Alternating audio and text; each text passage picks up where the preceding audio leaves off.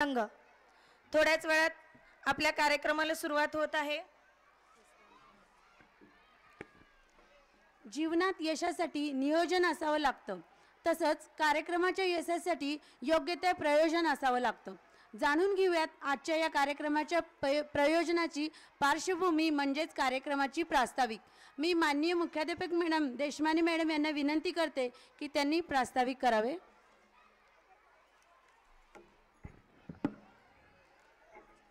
सर्वांना नमस्कार। आजच्या कार्यक्रमाचे प्रमुख अतिथी माननीय श्री आनंद थिटे सर, पोलीस निरीक्षक क्लास 1 अधिकारी सोलापूर। त्यानंतर आजच्या दुसऱ्या पाहुण्या सौ नंदा साठे मॅडम, इंग्रजी विभाग प्रमुख संगमेश्वर कॉलेज सोलापूर। आणि अजून आपल्याच सर्वांना आपल्या क्षेत्रातल्या आपल्या तिसऱ्या पाहुण्या म्हणजे सौ रुपाली भावसार मॅडम, उपशिक्षणाधिकारी जिल्हा परिषद सोलापूर। त्याचबरोबर आज या ठिकाणी उपस्थित आपल्याच मधील पालक प्रतिनिधी श्री जगताप सर, याशिवाय संस्थेचे सचिव श्री हर्षवर्धन शहा, CEO देवई शहा मॅडम, तसेच विश्वस्त श्री यतीन शहा सर, विश्वस्त सौ अंजली शहा, विश्वस्त डॉक्टर रोहिणी शहा। त्याचबरोबर सर्व शालेय व्यवस्थापन समिती, पालक शिक्षक संघ व माझे शिक्षक वृंद आणि माझ्या बालमित्र मैत्रिणींनो, आज या ठिकाणी पद्मश्री पंडिता सुमतीबाई शहा यांनी लावलेल्या या श्राविका संस्थेच्या छोट्याशा रोपट्याचं वटवृक्षात रूपांतर झाले। 1912 साली स्थापन झालेल्या आपल्या शाळेला आज 112 वर्ष पूर्ण झालेत, पण 112 वर्षातही मोठ्या दिमाखाने ही शाळा आजही तेवढ्याच हिरारीने पुढे वाटचाल करीत आहे ही संस्था। तर त्यासाठी अनेक जणांचे सहकार्य लाभलेले आहे।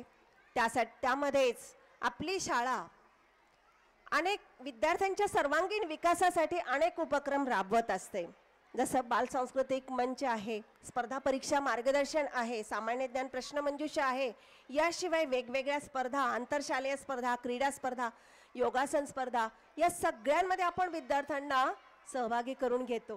पण आजचा हा विशेष कार्यक्रम आहे वार्षिक स्नेहसंमेलन। मला सांगायला खूप चांगलं वाटतं की आज आपण बघतो की अनेक शाळांमध्ये विद्यार्थ्यांना सिलेक्ट करून त्यामध्ये भाग घेतला जातो, पण आमच्या शाळेची एक प्रथा आहे, इथे सिलेक्ट हा आम्ही विचार करत नाही, आपलं घडवणं हे आपलं शिक्षकांचं काम आहे। मग त्याला आकार देणं हेच तर आपल्याला करायचं आहे। येणाऱ्याला तर सगळेच शिकवतील, पण न येणाऱ्याला शिकवणं हे खरं आपलं कौशल्य आहे। त्यामुळेच आम्ही या ठिकाणी असा प्रयत्न करतो, साधारणतः आपल्या शाळेची संख्या 688 आहे, त्यामध्ये 100% विद्यार्थी कशा प्रकारे सहभागी होतील हा प्रयत्न आमचा असतो। आणि त्यासाठी जास्तीत जास्त जवळपास आज 99% विद्यार्थी या ठिकाणी या कार्यक्रमात सहभागी आहेत। या कार्यक्रमात केवळ कला सादरीकरणच नाही, तर या निमित्तानं हा कार्यक्रम गेल्या महिनाभरापासून याची तयारी सुरू आहे। पण या निमित्तानं काय होतं, जी वर्गात लाजरी बुजरी मुलं असतात, कमी बोलणारी असतात, त्यांचं शिक्षकांशी एक चांगला संपर्क तयार होतो, एक आपुलकी तयार होते, आत्मविश्वास वाढतो, जो आपल्याला आयुष्यात पुढे नेतो, आणि त्यांची जी भीती आहे ती कमी होते। हे एक कारण तर आहेच।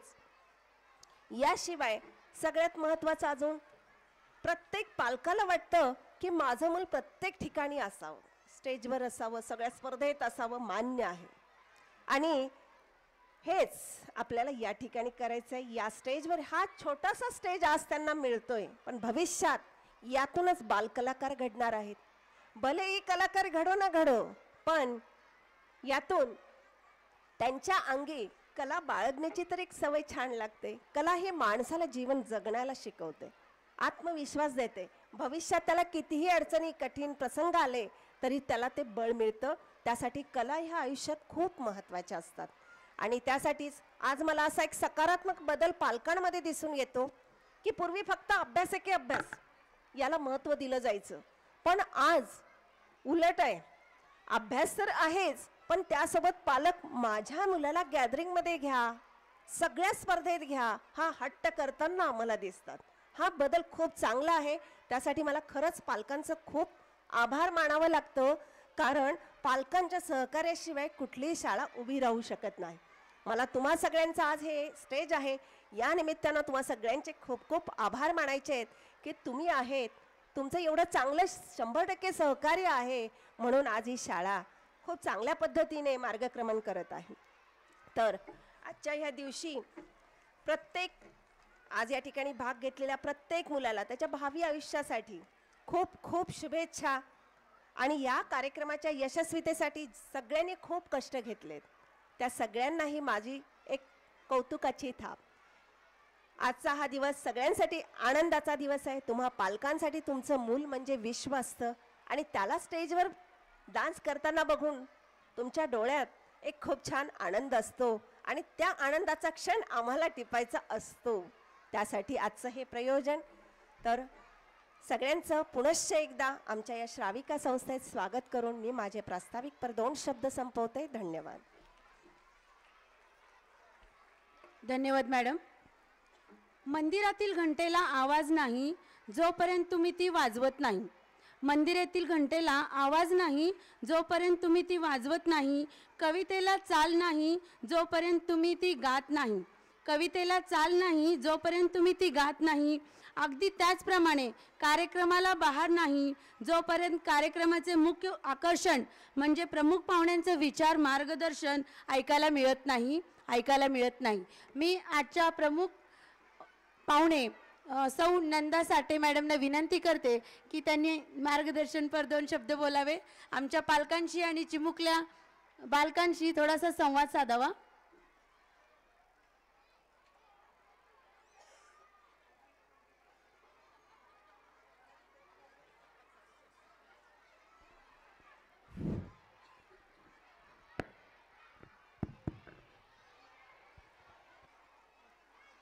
व्यासपीठावरील सर्वच मान्यवर, व्यासपीठासमोरील सर्वच मान्यवर, पालक वृंद आणि माझ्या छोट्या मित्रमैत्रिणींनो, आज या पवित्र भूमीत पाऊल ठेवत असताना मला खरोखरच खूप आनंद होतोय. आता तुम्ही म्हणाल हे नाटकी वाक्य आहे, मला खरोखरच खूप आनंद होतोय, पवित्र भूमी वगैरे. याच्यात नाटकीपणा अजिबात नाहीये. कारण तुम्हाला सांगायला मला आनंद वाटेल की मी या शाळेची माजी विद्यार्थिनी आहे. माझं बालपणापासून ते 10वी पर्यंतचं शिक्षण या भूमीत घडलेलं आहे, या मातीत घडलेलं आहे. इथल्या शिक्षकांनी मला घडवलेलं आहे आणि त्यामुळे इथे आल्यापासून मी आज थोडीशी नॉस्टॅल्जिकच आहे. म्हणजे मी असतानाची शाळा, आता काय बदल झालेत, याच सगळ्या भावनांमध्ये मी गुंतलेली आहे. माझ्या मित्रमैत्रिणींनो, मी शाळेचं ब्रीद वाक्य बघितलं. ते ब्रीद वाक्य आहे, जहां सुमती वहां तहां संपत्ती. जहां सुमती तहां संपत्ती.